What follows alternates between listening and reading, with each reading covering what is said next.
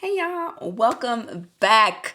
I am filming on my new camera, so bullying, when it's done right, does work. For Christmas, I got the Pocket, what is this, Pocket DJ3. I got the creator kit with like all of the great things, so thank you, Santa. I appreciate it. So I posted a couple videos like when I was sick about Tony Storm, and a lot of y'all was talking. So let's talk about Tony Storm and AEW. Have a quick rant, kind of test out the new equipment, all of the things. All right, so the end of Rampage. Let's go back to that. We all knew that Rampage was ending, and I think that it honestly was kind of a chef's kiss with Jon Moxley like destroying Rampage. That was great. Like that was creative chef's kiss. Like I really like that. So I wanted to talk quickly about that. Something else about AEW. We'll get there in a second. Let's quickly talk about the review, and then we'll get to where I was going.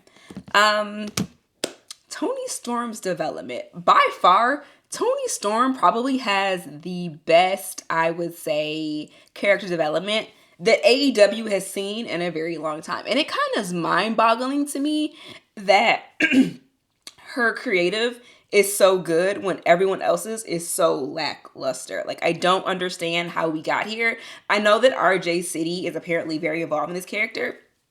And like they need to put him in the booking room more often if that's the case. Like it's genius with her like losing, then her going on like a pity tour, and then her somehow catching amnesia, and now she's probably in her greatest role ever. With her being a rookie, she went over to Ring of Honor. She was in the kickoff show. Like it's crazy how she's in the kickoff show. If you really think Tony Storm's legacy, like why is she in the kickoff show? But she's a rookie, right? So it kind of checks. It kind of checks. It's chef's kiss. I personally love it. A lot of y'all don't realize that Tony Storm can go. Like, yes, that last character wrestled very good, but like I need y'all to go back and watch like Tony Storm versus Rhea Ripley back in NXT UK. Like, if you truly want to see some chef's kiss, since everyone loves Rhea Ripley, go back and watch those matches. Something else I kind of want to talk about the pay-per-view. Mercedes Moné does her best work when she hates us. Hear me out. Y'all really pissed her off by saying she's become mid. And I'm not saying y'all wrong. I'm not saying we're wrong. But I'm saying, like, y'all really pissed her off. And, like, Sharon Chris Statlander put on a really, really good match. And I really wanted Stat to win. Like, I'm not going to hold y'all up. Like, I actually think it's, like I told y'all before, I think it's time for Mercedes to drop these belts and move forward in life. And maybe she does that by dropping at this NJPW Strong. But at the same time, like, would they really give her 3 belts when she's not really doing much with 2 based on Tony Khan's booking? Yes. Yes, they would. I'm not saying it makes sense. I don't want to see it, but I'm not saying that they won't do that. But again, back to my OG rant from like many videos ago, it's time for her to drop these belts. Like, I'm kind of over it at this point. And I really think Statlander has probably given her her best match in AEW by far. Something else that was really weird about this pay-per-view, the whole Ricochet toilet paper thing is weird. And I get they're leaning into the fact that he can't promo. Like, I totally understand that. But the him and Swerve thing is weird. Let me know your thoughts on that in the comments. Because, like, I'm very curious to think if anyone else thought that was weird. I see where it's going, maybe. Kinda. I don't know. Let me know your thoughts on that. Who'd ever thunk that MJF would be a mid-carder? Did y'all see that coming? Like, I really hope this is the end of him and Adam Cole, although it'll probably come back because they got, God forbid, they wrap this shit up. But who'd have thunk that they would put MJF in the mid-carder pay-per-view? Like, he used to kick off pay-per-views, he used to end them, and now he's got this weird feud with Adam Cole that I personally don't like. I don't like it. It's time for them to wrap that up too. Like, and again, it goes back to my first point with Tony Storm. Like, y'all do good work when you want to. Like, I don't understand. And again, if you told me that MJF would end up in the mid card, I'd have called you crazy because there's no way. Like, I know they paid a lot of money for him. Like, why is he in the mid card? Truly mind boggling. So my last point is going to be kind of a long one. The main event. I'm going to start off with Jay White. Who who would also thunk the AEW would like wash out Jay White? Like, I don't understand how we got here. I'm very confused because it's Switchblade Jay White. He was one of the biggest signings, and now he's like floundering around. Like, I don't understand. I was hoping that they would put the belt on him. I'm not gonna hold y'all up. Like, I really wanted Mox to drop the Switchblade. Hopefully Mox drops soon, and I have a theory on that. We'll get to that in a second though. But I think Mox is always the person who's going to come in and like save it, right? Like, whenever there's people out of injury, something's going on, when in doubt, give your belt to Moxley. Like, it totally makes sense, but like, wrap it up. We're over it. So I don't think it's going to be Orange Cassidy. I never thought Orange Cassidy would be the one to take the shot from him. I do think Cassidy would be a champion, but like not right now and not in this storyline. If anything, it should go to Switchblade because it's Switchblade. Like, I don't understand what we're doing here.